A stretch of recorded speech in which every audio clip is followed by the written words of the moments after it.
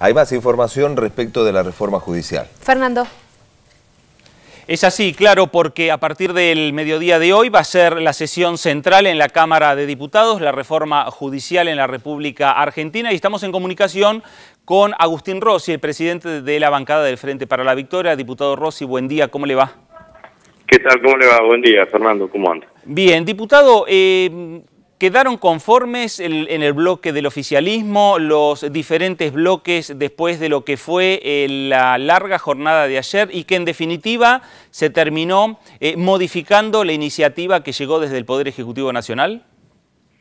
Bueno, la verdad que quedamos muy conformes también con las intervenciones de nuestro ministro de Justicia, Julio Lac, y del viceministro Julián Álvarez, que tuvieron dos exposiciones magistrales a la hora de explicar la intensidad y los alcances de cada una de las iniciativas. Obviamente muy contentos con la actuación de nuestro bloque y de nuestra presidenta de la comisión que presidió el debate allí, la diputada Diana Conti, y también con lo que significó la modificación del proyecto de Consejo de la Magistratura, porque nos permitió incorporar una mirada que era la mirada del Poder Judicial y que a nosotros nos pareció pertinente a la hora de tener el texto definitivo que vamos a tratar hoy en la Cámara de Diputados, digamos, ¿no? Así que la verdad que estamos muy contentos y confiados con tener un debate edificante y obviamente que poder tener los resultados que prevemos, que terminen las leyes aprobándose, ¿no? Claro. Diputado, dos consultas, porque se escucharon ayer en la comisión. Primero, hubo alguna legisladora que planteó un pacto entre la Corte Suprema de Justicia y la Presidenta de la Nación. Hablamos de Elisa Carrió.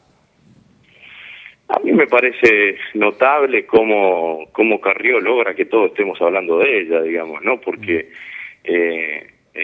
la verdad ¿qué prueba presentó Carrió para decir una cosa de esas características?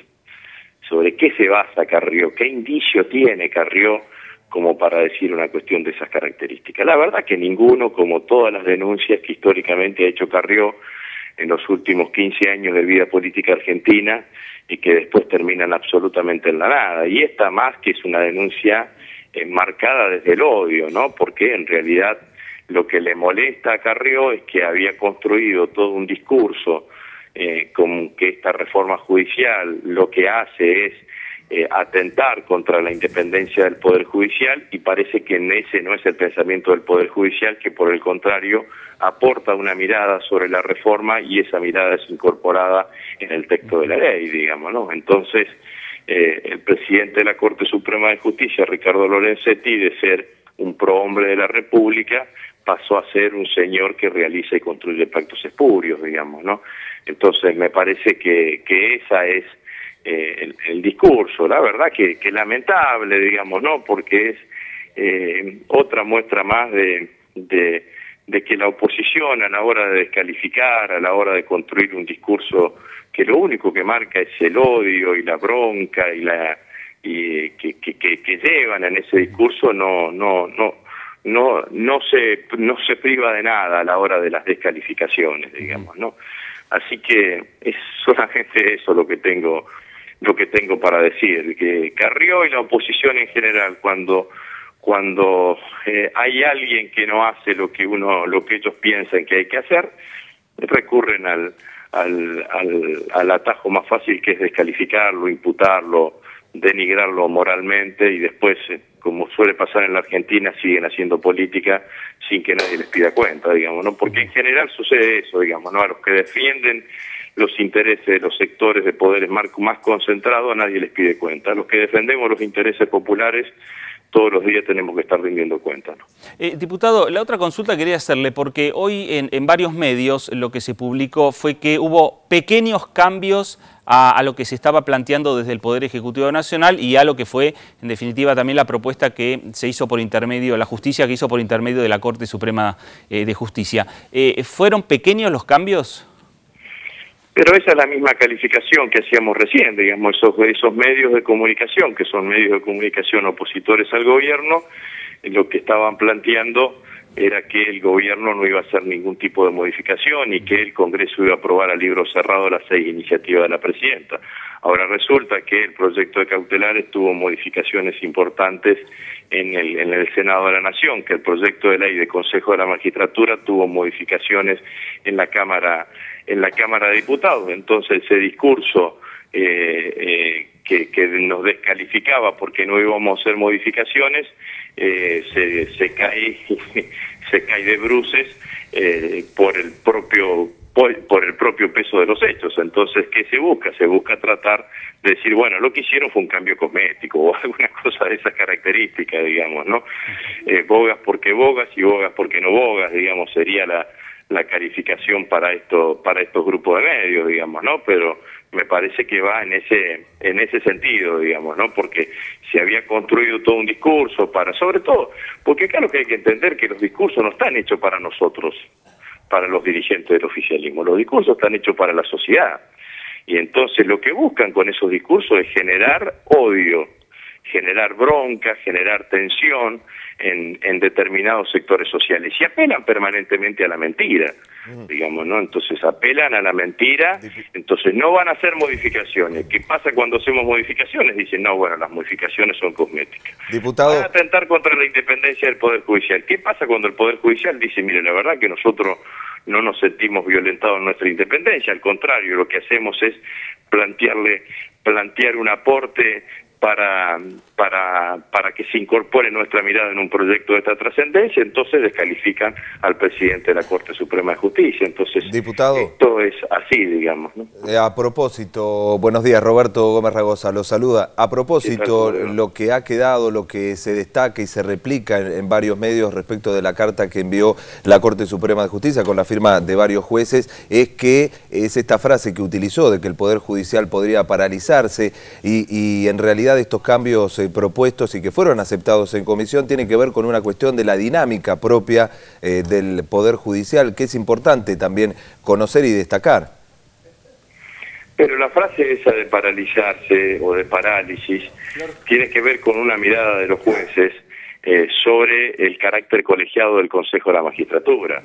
Y entonces, en realidad, la mirada que dice es mucho más fácil llevar adelante una ejecución presupuestaria cotidiana cuando las decisiones están concentradas, y seguramente será mucho más lenta que llevar adelante esa ejecución presupuestaria cuando las decisiones están diversificadas por el carácter colegiado del organismo competente, digamos, ¿no? Entonces no hay ninguna otra impugnación, sino que hay una referencia razonable, que a nosotros nos pareció razonable desde este punto de vista, digamos, ¿no? Nada más que eso. Lo que pasa que, bueno, que también la Corte Suprema de Justicia de la Nación, la Constitución de la Nación, hace referencia a, en una interpretación literal, hace referencia a lo que contaba el proyecto original que envió la presidenta y que se envió al Senado de la Nación. La interpretación que hace el Poder Judicial es una interpretación extensiva, una interpretación flexible del texto de la norma constitucional, habida cuenta de la experiencia durante todos estos años en donde la ejecución presupuestaria del Poder Judicial ha estado en cabeza del Poder Judicial. Pero bueno, sobre estas cosas es lo que hay que debatir y ser razonable y tener un debate edificante y no como el que ha intentado la oposición durante todos estos días, digamos. Rossi, por último, una reflexión o un llamado para los sectores que dijeron que van a intentar impedir la sesión de hoy. La verdad que la expresión impedir la sesión es una expresión, ya lo he calificado, claramente golpista. Las instituciones en la Argentina tienen que funcionar, el Congreso tiene que sesionar y tiene que tomar las decisiones que le correspondan. Esa expresión, que claramente también de la diputada Carrió, junto con esa campaña que han hecho las ONG sobre un grupo de diputados de connotaciones claramente fascistas, digamos, ¿no? Porque en realidad no se le está pidiendo a esos diputados que se le conozca el voto antes, sino que se le está pidiendo otra cosa y mintiendo, En primer lugar, porque es mentira que 12 diputados definen el resultado de una votación. El resultado de una votación lo definen los 257 diputados.